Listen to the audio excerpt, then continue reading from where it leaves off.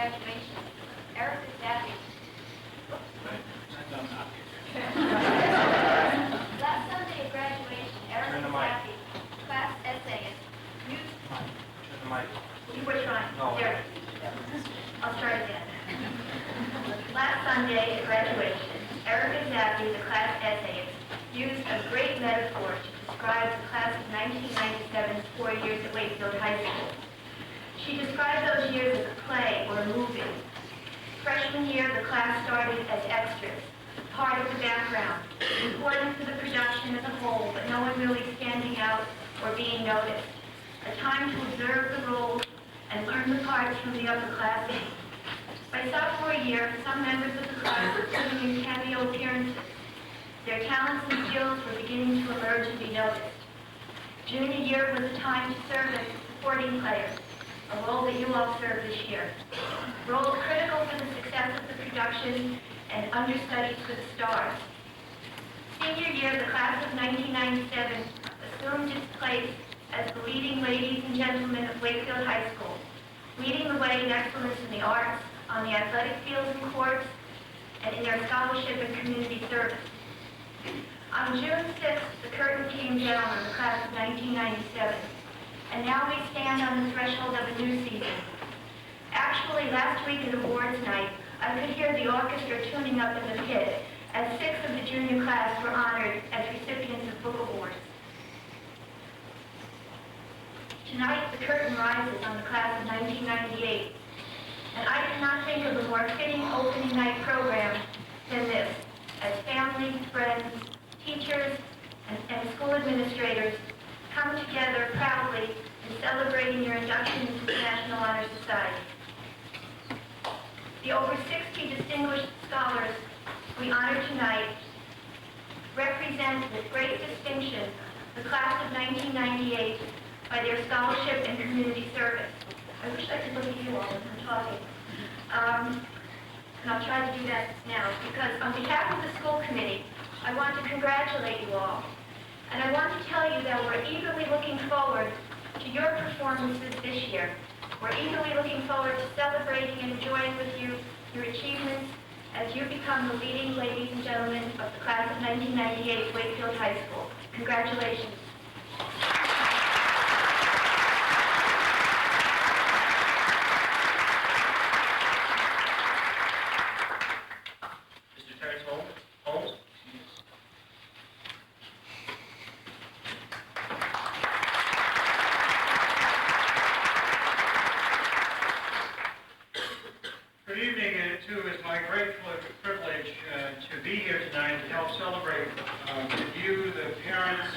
Siblings of these young people, grandparents and aunts and uncles, the kind of success that they are now enjoying in school. Most speakers say it's a great privilege to be here, but I would emphasize again that it truly is a great privilege to be among a group of people who have demonstrated the kind of excellence that these young people have. And so thank you for the opportunity. With the superintendency comes many great privileges, and this is one of many. Several weeks ago in the school department, we began a tradition that I hope will be long ongoing, and that is a celebration of learning. In some great sense, tonight is a celebration of learning, a celebration of success of these young people. It is an academic boosters club that we're forming, so to speak, here tonight, a group of people who have not only enjoyed scholarship success, but service, character, leadership, and other great qualities of success in life. I find it a special privilege tonight to be here because I remember that first assignment as a school administrator of being that disciplinarian, that assistant principal in high school. And the principal coming to me and saying, Terry, I'd like very much for you to see that there is another side to schooling, apart from disciplining young people all day. So I want you to be the advisor of the National Honor Society. And that became one of the great joys of my school leadership over the years, is working with young people like you see here tonight. I thought thought I might speak with you tonight about one subject that I think is near and dear to all of us. And that is one of the criteria for the National Honor Society, and that's that quality called service. I get a sense, as I began my school administrative career in the early 70s, that we in that time became very much a me generation. As a country, we moved away from service. We moved toward capitalism and individual success, and money was all important. And I would like to suggest to you young people here that one of the great qualities of the National Honor Society is to impart to you the value, and yes, the good warm fuzzies of service. There is a sense of satisfaction in service, and I challenge you to carry on the traditions of the National Honor Society, that of service, not only to your family, but to your community. And then enjoy the great warm fuzzies that go with that. So as we move on our program tonight, I would bring great congratulations to your parents for setting the kind of example you have for these young people, and for their having taken up the cause. The cause of academic excellence is exemplified by the National Honor Society. Congratulations and best wishes.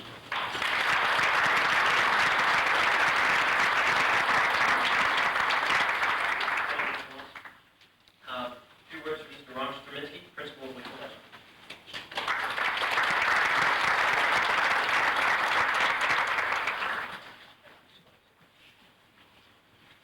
You got to know that Ron Straminsky cannot stand up and give only a couple of words. Thank you very much.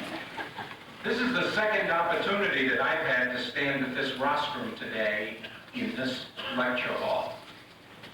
And I share that with you because for the last 3 days we have been carrying on our orientation of the 8th graders. The young, fresh faces who are going to come in here and be led around, sold elevator tickets, and told how to get to the pool at Wakefield High School by this group of near-to-do seniors.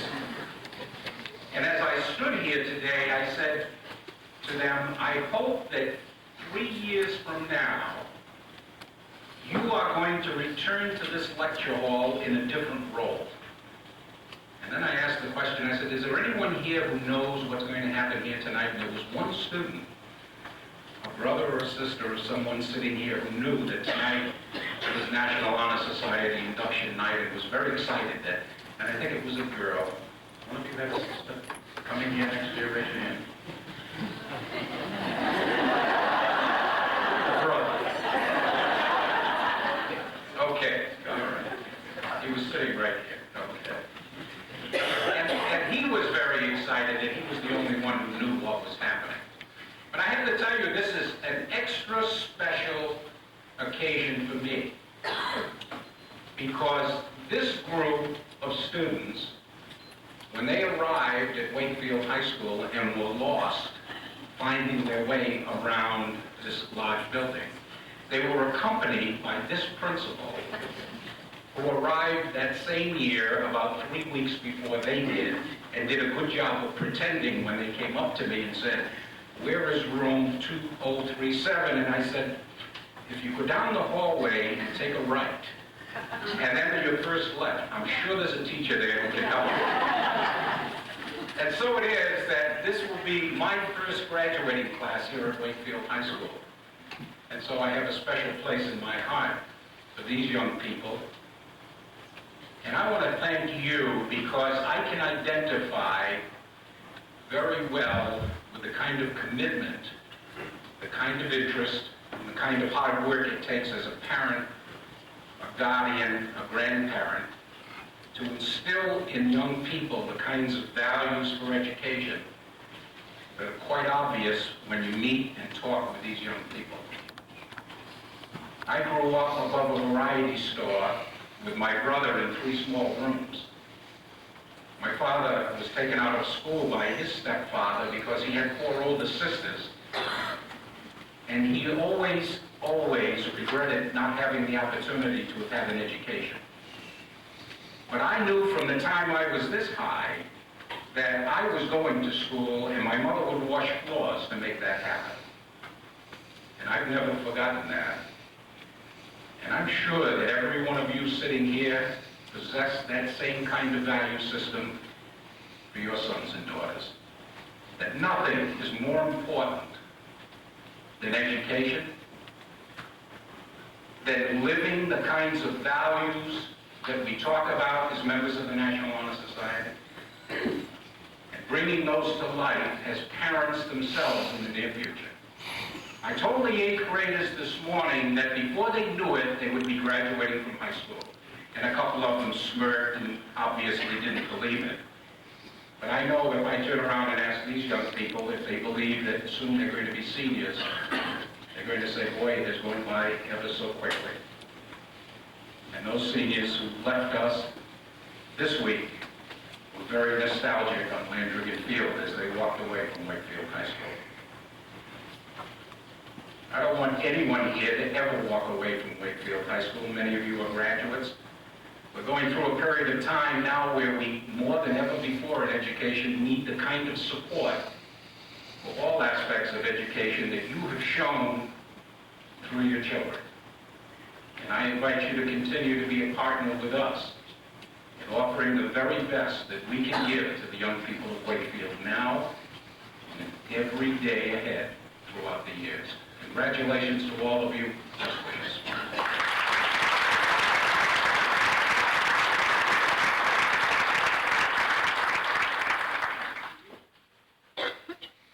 Good evening.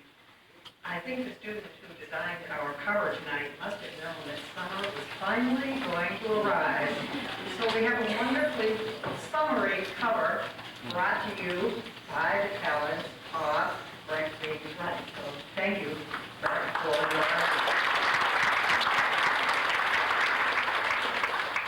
You were met at the door tonight by 4 National Honor Society wannabes, and they were Lindsay Dauphiné and Nicola Canarcio, Greg Leppo, and Mike McCarran.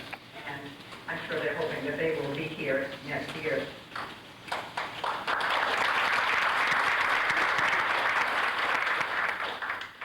Last year we started what seemed to be a really nice tradition, and that was for the officers of the previous year to pass along to the new officers best wishes and light a candle, a kind of symbolic candle that was a way of passing the torch, shall we say, from one class to the next.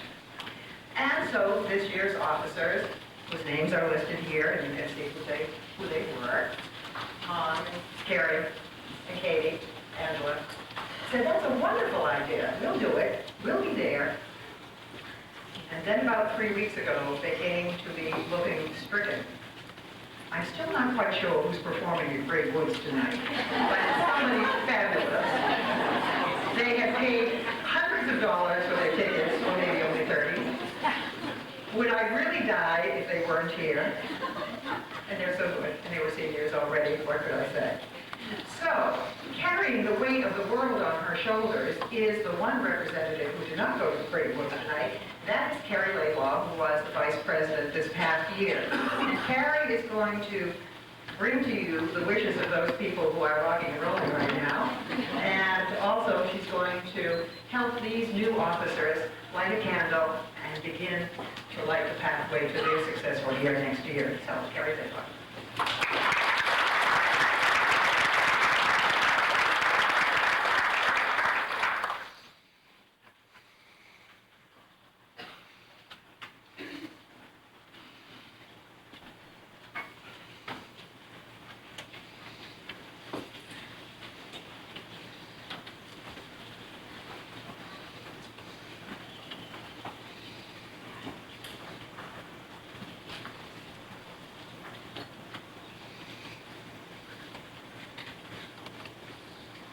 This one's for Tom Keon. As president of NHS this year, I found there was a great deal of work to be done, especially with this year's introduction of new activities and fundraisers. These include the trick-or-treat for canned goods on Halloween, the raffle held to benefit the Interfaith Food Pantry, and the NHS Car Wash. The other officers and I encountered the challenge of creating a new constitution for the National Honor Society. Fortunately, there were 3 other officers who did so much to make all of these tasks successful. Without the officers and the other members, we would not have accomplished what we did. Unfortunately, Sam, you are not going to have the privilege of working under Ms. Lind, our NHS advisor. She has been a great advisor, and she has helped us along the steps every way. You will have a new advisor to step into these shoes and guide you and the other 3 officers on your way. My one piece of advice is to look to the other officers and your advisor and use their many talents. They will help you so much. Finally, Sam, I would like to say good luck next year, though I am sure you and your officers will not need it. And I hope that you will have a successful year.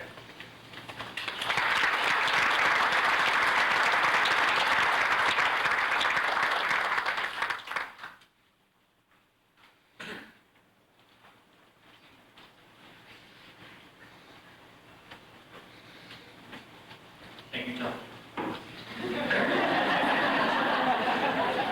Thoughts, by the way, is Dave Bell.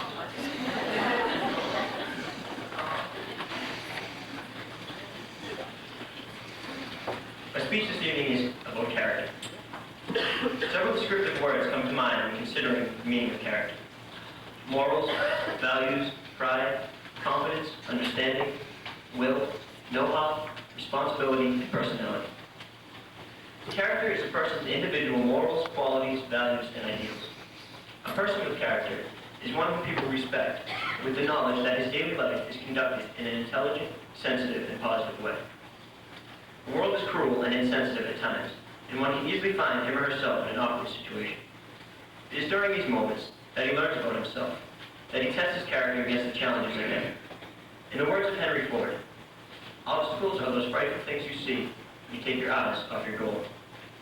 It takes character and perseverance to overcome life's detours. I felt that 2 of the greatest examples of character lie in 2 of the greatest presidents of this country, Abraham Lincoln and Theodore Roosevelt. These men are legends not only for their roles as leaders alone, but for their personal integrity and character as well. When the world was against them, they were strong.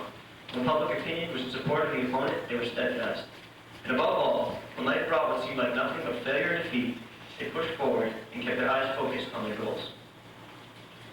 From a little book of mine called Chicken Soup for the Soul, I'd like to read 2 examples that represent these 2 respected individuals. The first is about Abraham Lincoln, and it begins with a quote from Lincoln. "The sense of obligation to continue is present in all of us. A duty to strive is the duty of all of us. I felt the call to that duty." Probably the greatest example of persistence is Abraham Lincoln. If you want to learn about somebody who didn't quit, look no further. Born into poverty, Lincoln was faced with defeat throughout his life. He lost 8 elections, twice failed in business, and suffered a nervous breakdown. He could have quit many times, but he didn't, and because he didn't quit, he became one of the greatest presidents of our country. Lincoln was a champion, and he never gave up. Abraham Lincoln, after losing his Senate race. "The path was worn and slippery. My foot slipped from under me, knocking the other out of the way. But I recovered and said to myself, it's a slip, not a fall." Theodore Roosevelt. Are you strong enough to handle critics? It is not the critic who counts, not the man who points out how the strong man stumbles or where the doer of deeds could have done them better. The credit belongs to the man who is in the arena, whose face is marred by dust and sweat and blood, who strives valiantly, who errs and comes short again and again, because there is no effort without error and shortcomings, who knows the great devotion, who spends himself in a worthy cause, and who at best, in the end, a high achievement of triumph, and who at worst, if he fails while daring greatly, knows his place shall never be with those timid and cold souls who know neither victory nor defeat. Certainly one's character contains aspects of leadership, scholarship, and service that can make him a memorable person. I feel that the most influential architects of character are experience and knowledge. The more one learns about himself and the world around him, the more positive attitude he will have towards people and things that are different. He will be able to tolerate and understand any situation or circumstance. Character is something that each one of us possesses. However, a conscious effort is necessary in order to make character a positive trait. Our character is shaped and molded by parents, teachers, and friends. But the only person with direct control over how one thinks and behaves is himself. Let us take to heart the words of Roosevelt and Lincoln, and remember that one's character does not affect just himself, but those around him as well. Thank you.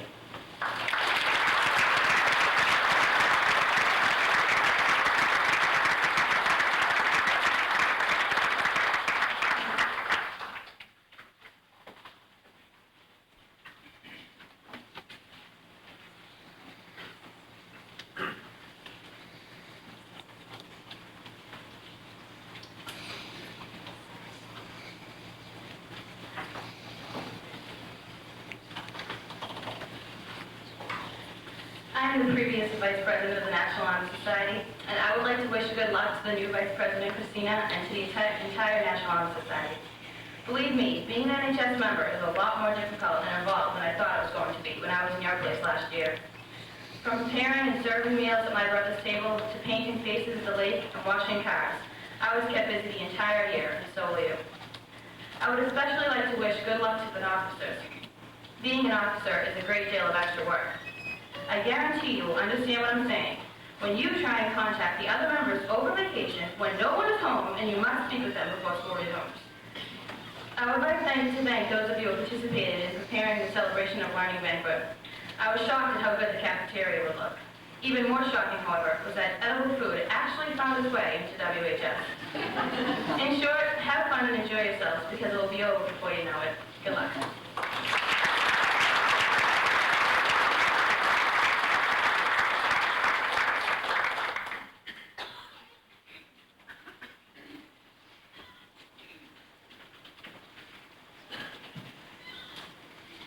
Good evening. For tonight's ceremony, I was given the responsibility to speak to you all about service. It seemed to be a relatively harmless task, I said to myself, or so I thought it would be. I felt ashamed when I could count on one hand the actual number of times I had volunteered my services. It truly was a wake-up call for me. Service had always been an activity that I wish I was more involved in. I suppose service had always been one of those things that I did not have time for. I was always too busy to spare a few hours. The truth is that I just did not make the time for it. It is not that I did not want to offer my services. In fact, some of my happiest memories have come from volunteering at my brother's table, a local soup kitchen in Lynn. There is nothing in the world that matches the feeling of helping others out of sheer goodwill and kindness.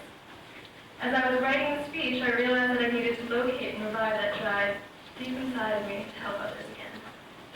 I remember from this past April, while I was working at a water stop for the Boston Marathon, I noticed that so many athletes were running for a cause.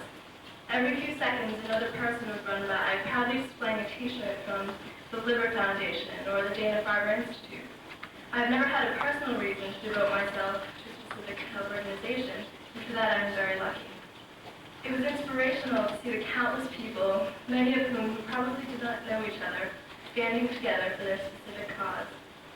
I do not believe I will go out and run 26 miles for my cause. However, I do wish to experience that kind of dedication. I now realize that today is the day to become more involved. Not next year, not next week, not later, but now. It is no doubt that this group here beside me, these top academic achievers, will be leading the class of 1998 into the future. As a part of this exceptional group, we each have a responsibility to the community that has raised us. We have been fortunate in our upbringing. We have been blessed with a safe, supportive community, a truly excellent environment to foster our education. Now, as we assume the role of high school seniors, as we enter upon the eve of our college experience, it is time for us to appreciate and give back to the community that has brought us here. Service is the least that we can do. Thank you.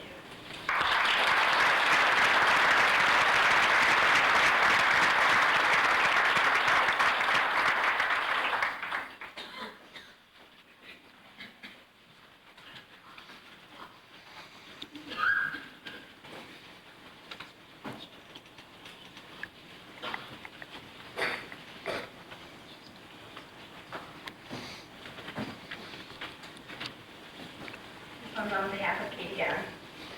As incoming members of the 97-98 National Honor Society, you have met certain standards which demonstrate your academic excellence. Most of you have talents outside the classroom as well. My advice to you is to use these talents as much as possible as members of NHS. It may be easy at times to fade into the background of this group and simply be a name on the list. However, volunteerism and service are the heart and soul of this organization. Involvement brings the personal satisfaction which comes with service, but it provides long-lasting memories and gives life to the group. Next year, don't hang back, because it's your last opportunity to be a part of the action with these same people. Build a history to put behind the gold tassel you will wear just a year from now, and feel confident that it was a worthwhile experience. Best wishes to this year's NHS, and good luck in your senior year.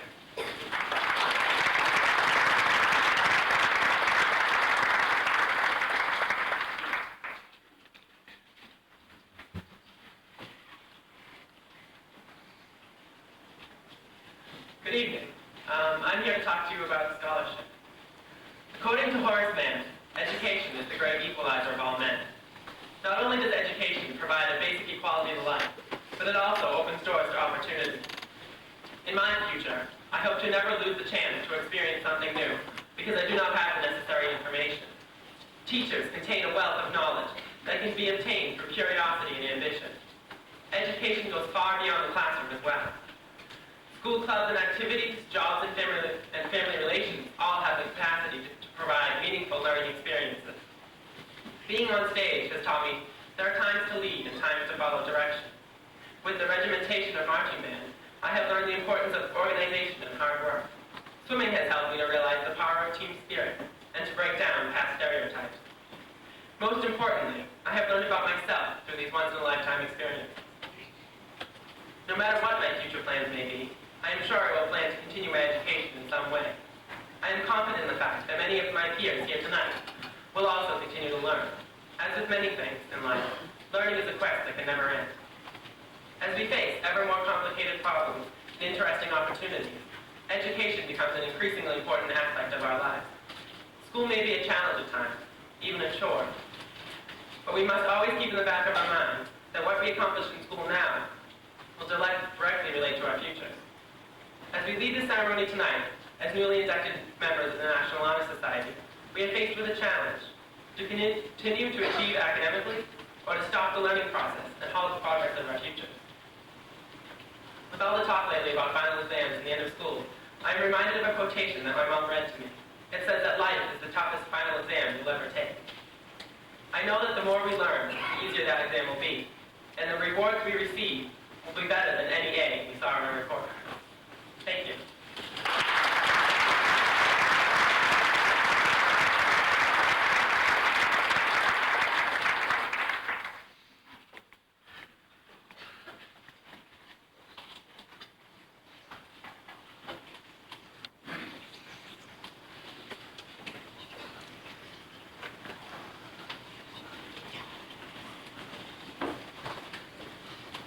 Last one is on behalf of Angela Butterfield.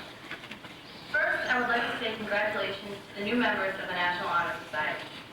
Also, I want to thank Ms. Lynn for a very successful year. I enjoyed painting children's faces at the Festival by the Lake and working at the car wash. Good luck next year, especially to the new treasurer, Sean Kelly.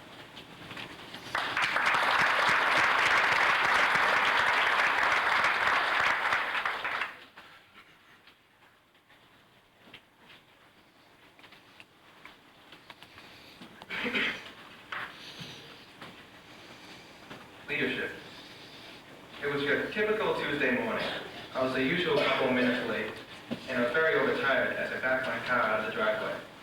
The only thought in my mind was the question of whether or not I would make it to the first stop before the bell.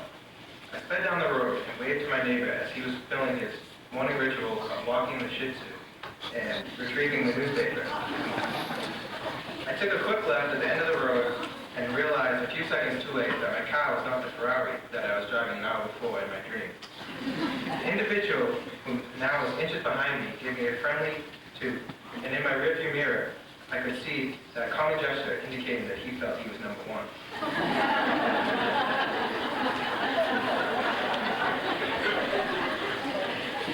I came to the bottom of the hill at a fast rate of speed and found a large pickup truck in my near future. I prayed that anti-lock brakes would not fail. Wait a minute, what anti-lock brakes? The screechy tires and the smell of burning rubber drew my attention again to that man behind me who would not stop displaying his friendly morning salute. As I took a deep breath and saw how close I came to another accident, I noticed that bumper sticker, which was about an arm's reach away. It read, "If the people lead, the leaders will follow." I really did not think of anything of it. I only had 5 minutes to get to school. Of course, the next light that I came to turned red. As I waited, I noticed that sneaker hanging from the telephone wire along the side of the street. I could not stop wondering how the shoe got there. Who would throw one shoe away and keep the other one? It was an old, black, beat-up Nike sneaker with no companion to be found. Where could the other shoe be? If one shoe led and the other followed, how could one shoe get away from the other?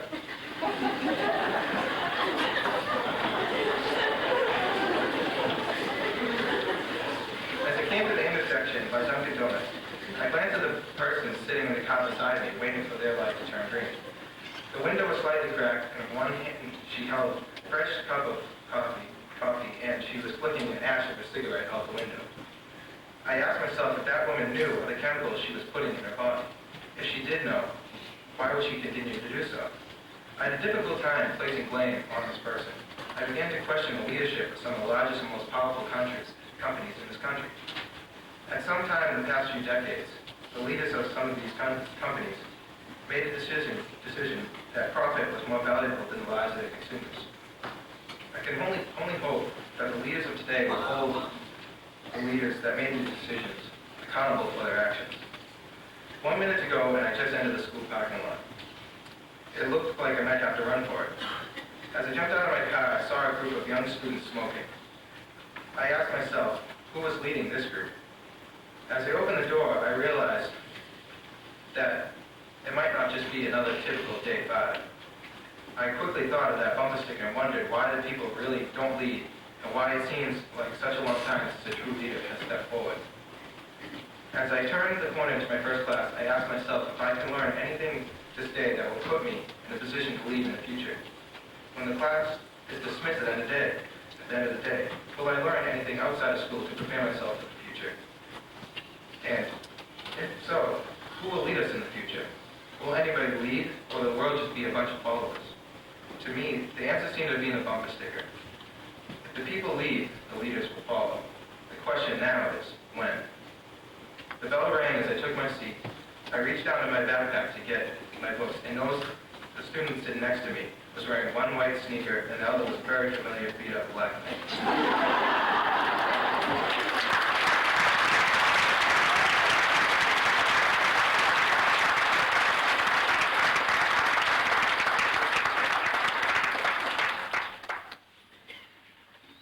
This afternoon, when we were rehearsing a little bit here, talking about how to look very dignified on a Thursday evening, I actually took a real look at these faces, and I said, boy, oh boy, aren't these wonderful faces, every one of them, the ones that belong to you, the ones that don't.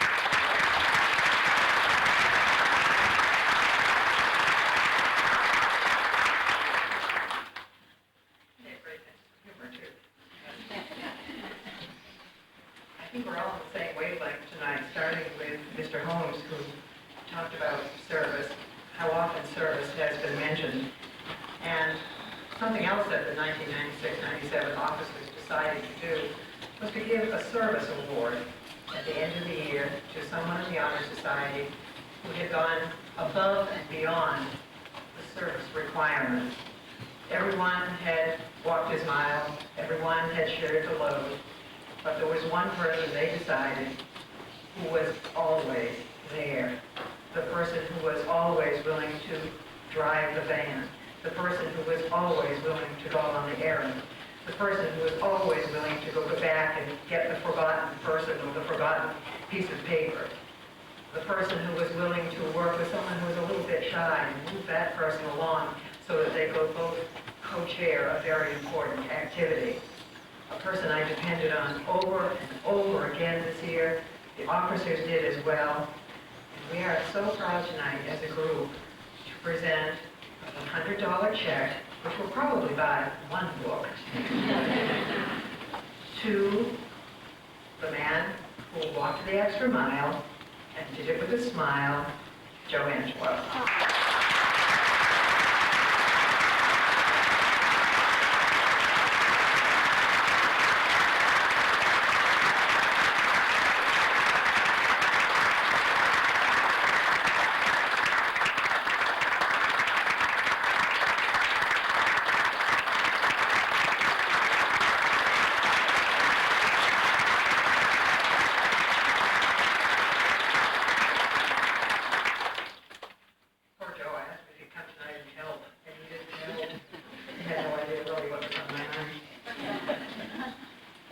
Tonight I also am delighted to introduce to you someone who is no stranger to Wakefield High School, who will be sharing a few thoughts with the National Honor Society about the bees.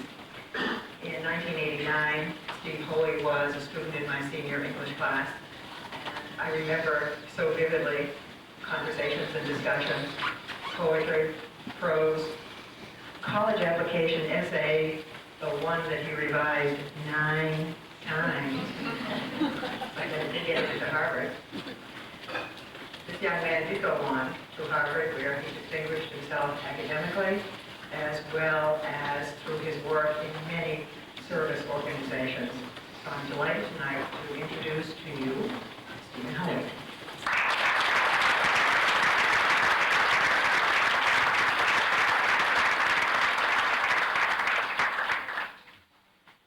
Thank you very much, Diane, for inviting me tonight. The last time I was on this stage, I was Judge Danforth in the Crucible, so forgive me if I have some legalese at any point. It's amazing to me to hear so many people talk about service, people who have so few years behind them, and yet so much compassion and so much energy. And I can only think that they must have gotten that from you and from their teachers. It's wonderful. It was wonderful for me to walk in tonight and see that the chairs were arranged so that all of the students could look at their families and their families could look at the students. There's been a lot of applause tonight, and rightly so. I think applause is easy. Noise distracts us. I know it's a bit unusual, but I wonder if we could all take a moment when the students can think about all the gifts they've been given by you, grandparents, aunts and uncles, friends, and the ancestors that came before all of you, the gifts that have been passed down. And maybe in that moment, all of you can think of the gifts these people have given us.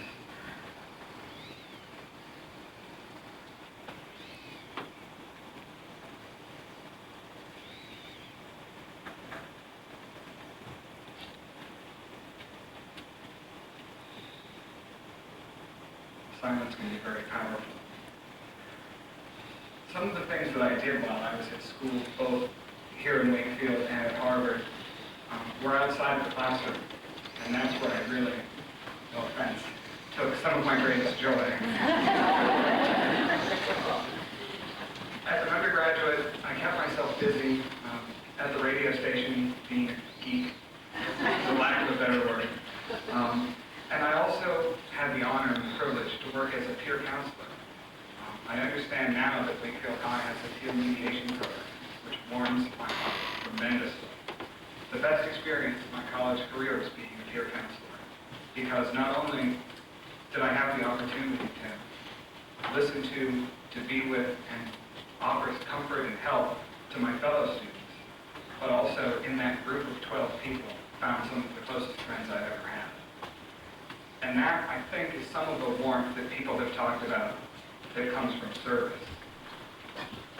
There are other kinds of service. In fact, there's an infinite number of varieties of service. One of my heroes is a Vietnamese Buddhist monk whom none of you have probably heard of, named Thich Nhat Hanh. He was born in the mid-1920s. At the age of 16, which looks like a pretty common age up here, he entered the monkhood in Vietnam.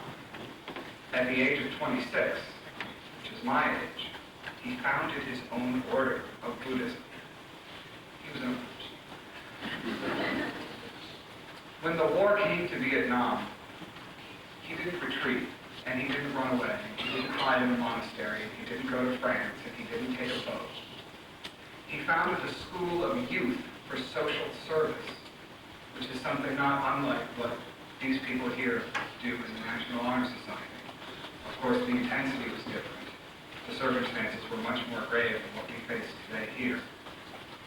He founded this order so that the students could go into the villages, regardless of whether they were north or south, and help people rebuild their buildings and get fresh water, to offer medical aid and to offer compassion. And he wrote. He was also a scholar. For his work for peace, and for all of his writings about peacefulness and nonviolence, he earned himself permanent exile from the country of Vietnam, which persists even today. And so he lives in exile in a place he calls Plum Village in France, where he teaches, he conducts workshops, and he continues to write. He travels extensively, and he works especially with Vietnam veterans from every country to heal the wounds of war. I bring him up because I think he exemplifies the four characteristics that the National Honor Society seeks in its members: character, scholarship, leadership, and service. Nahum's most recent book is called Peace is Every Step, which is on your summer reading list. It's short, don't worry. I wanted to read a brief excerpt from it because it's so close to my heart, and I think it addresses the notion of service as being something more broad than simply offering immediate aid to someone who needs it. He says, when we do not trouble ourselves about whether or not something is a work of art, if we just act in each moment with composure and mindfulness, each minute of our life is a work of art. Even if we are not painting or writing, we are still creating. We are pregnant with beauty, joy, and peace, and we are making life more beautiful for many people. Sometimes it is better not to talk about art by using the word art.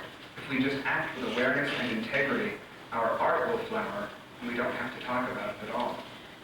When we know how to be peace, we find that art is a wonderful way to share our peacefulness. Artistic expression will take place in one way or another, but the being is essential. So we must go back to ourselves, and when we have joy and peace in ourselves, our creations of art will be quite natural, and they will serve the world in a positive way.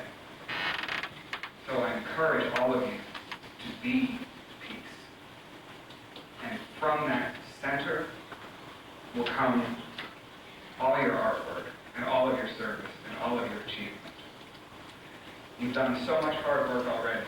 It's right that we reward you tonight. Membership in the National Honor Society is also spurring you to do more. I hope that you can find as many rewards from your membership as I have, and I thank you for your time.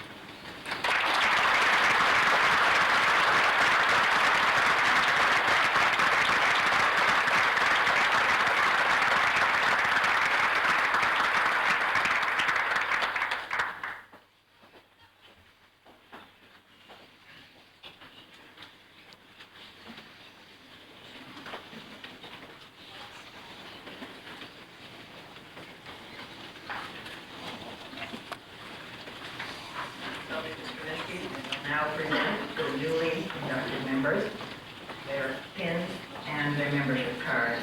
And we begin with Evan Anderson.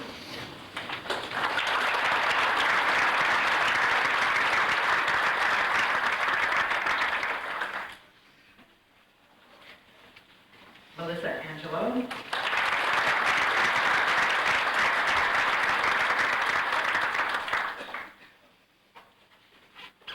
Right?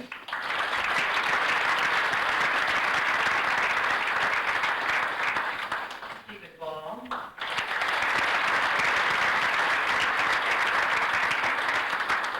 Suzanne Deegan.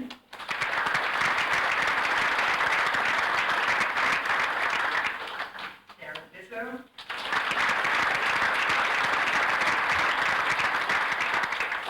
Rachel Britt Little.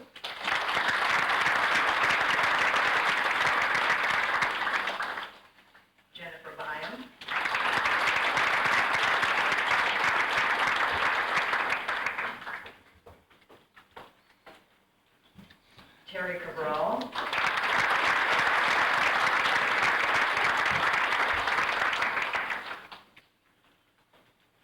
Timothy Caffrey.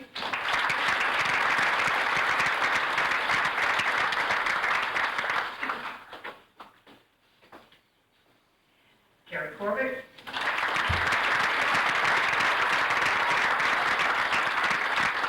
Elizabeth DeFeo.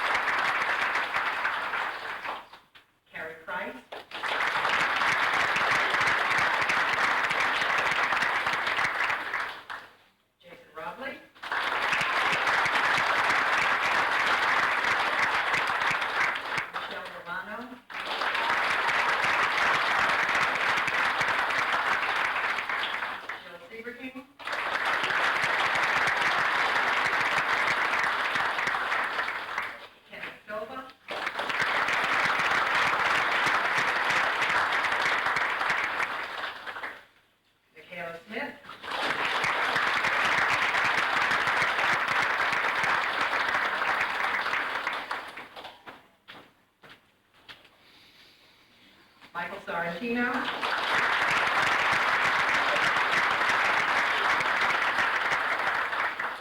Michael Tulio.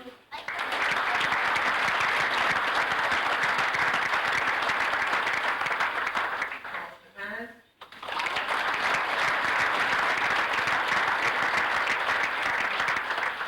Erica Storella.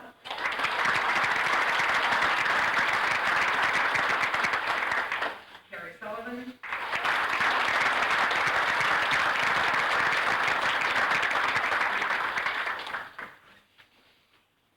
Nellie Taylor.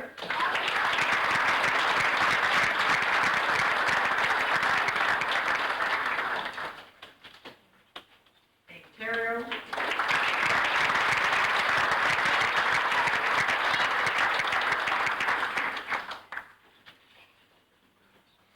Stephen Thompson.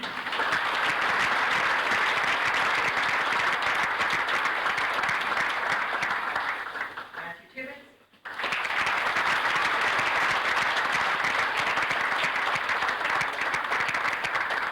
Lisa Duchevsky.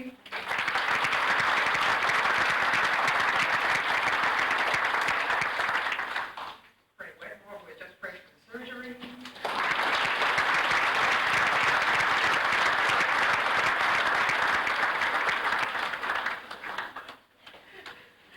Evan Winters.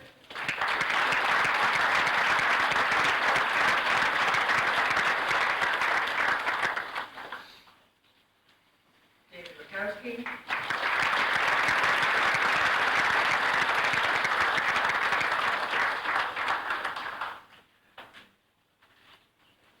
Rachel Zates.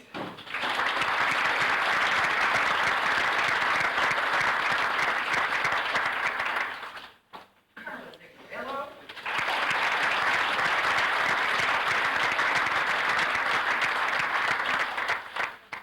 And now our officers. Sean Scully, treasurer.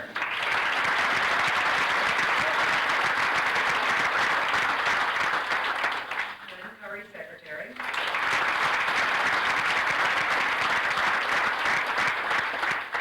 Christina Yen, vice president.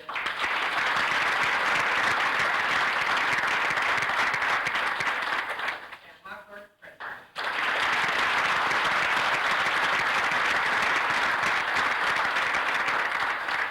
And now Sam will close the ceremony.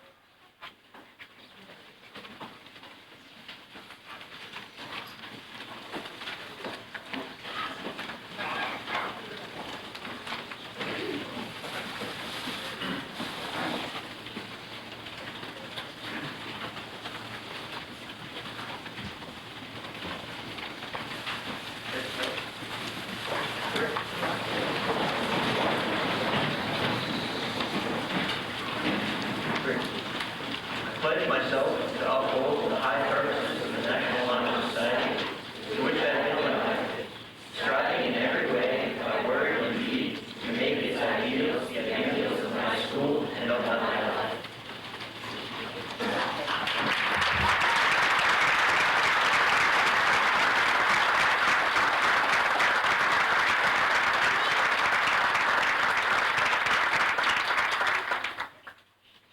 Before we conclude this evening and move on to refreshments in the cafeteria, I'd like to take this opportunity to ask Ms. Lynn to come forward.